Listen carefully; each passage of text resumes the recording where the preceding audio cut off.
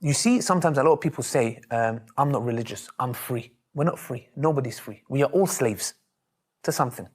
Be it your money, be it the opposite gender, be it the car, be it whatever you have in your, be it your image. You are a slave to something. How? I didn't choose my name. I didn't choose my mom and dad. I didn't choose the way I look. There's a lot of things I didn't choose. How can I be free? Then I realized to myself that before Islam, I used to go clubbing. Yeah? And when I used to go to this clubbing, I used to wear a jumper, a black jumper. Yeah? And I believe that I looked very handsome in this. But this jumper would make me feel very uncomfortable. I would itch. You know, this material.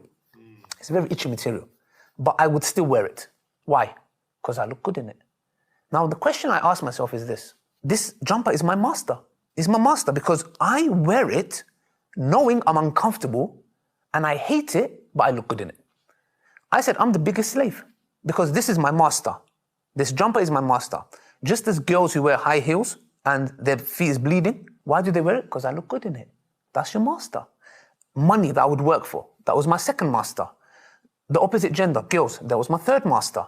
And I said to myself, these are all my masters and I'm a slave to all of them. I realized and said, I have to break the chains and free myself from them. And then I said, they are not deserving of my worship.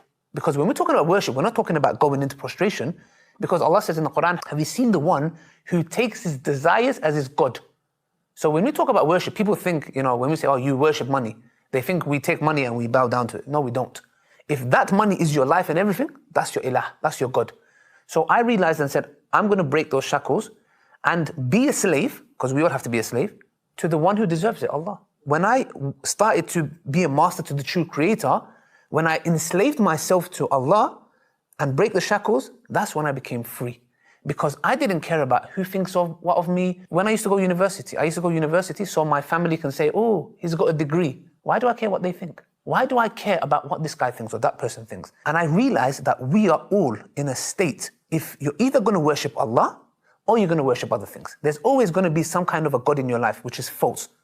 Worship the true one. And when I came to Islam, it's like I freed myself from the whole world. And I said, look, now I'm totally free. I don't care what anyone calls me. When I came to Islam, people said, oh, this guy's ISIS. This guy, look at him. They called me traitor. You know, but to me, it's like, I don't care what you think of me. I care about what the one who created me. I need to work to prove something to him, because you guys are never going to be happy. And when I die, you're probably going to backbite me.